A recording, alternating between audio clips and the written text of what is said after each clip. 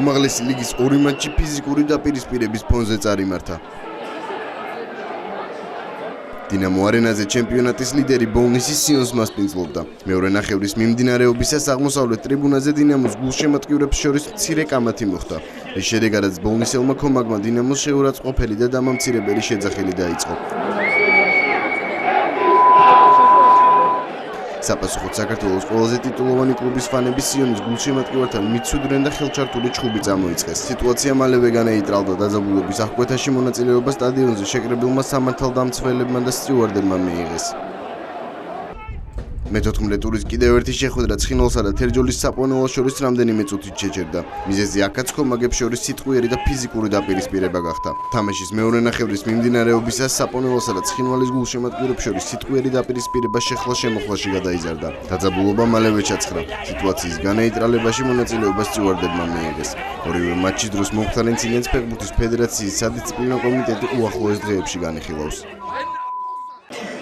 გარდა იმისა, რომ თბილისის ორ სტადიონზე გულშემატკივართა შორის დაპირისპირება მოხდა, უმაღლესი ლიგის მე-14 ტურის საფეხბურთო თვალსაზრისითაც საინტერესო გამოდგა. დინამომ ბოლნისის სიონი 5-2 დაამარცხა და ამ გამარჯვებით პირველი წრის ჩემპიონობა გაინაღდა. ერთი რამეა დაგჩვენდა ნაადრევად თამაშის დასრულება. სენივით შესვენებაზე ფეხბურთელებს მოუწოდე თამაშისკენ, ისევ მეორე ნახევარი ვითომ დავიწყეთ კარგად და ბურთით შევაგდეთ ერთი, თუმცა მერე ისევ ეჩინა თავმა აი ამ პრობლემამ. ბევრი ახალგაზრდა ფეხბურთელი ყავს და ფიქრობენ, რომ ადვილად არის თამაში და მე მაინც ვიტყოდი, რომ რა თქმა უნდა, ყოველთვის კარგია გამარჯვება, თუმცა დასანანია ბურთების გაშვება.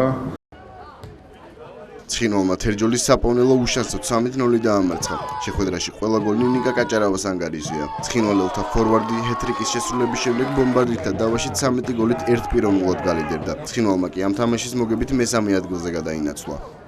თავი იყო რომ ჩვენ თამაში მოგვიგოთ. განსხვავება იმისგან მიგდის საფარო არ მოგცა უფრო რომ ხარისხიანი თამაში გვეთამაშა. ამიტომ მე მინდა ჩემ ფეხბურთელებს დიდი მადლობა უთხრა იმისათვის რომ ეს თამაში მოვიგეთ. ძნელია მაინც ფეხბურთელების კონცენტრირება, როცა ცოტა გუნდზე თამაშები რომელიც სატრენერო წუთში ხვევით არის.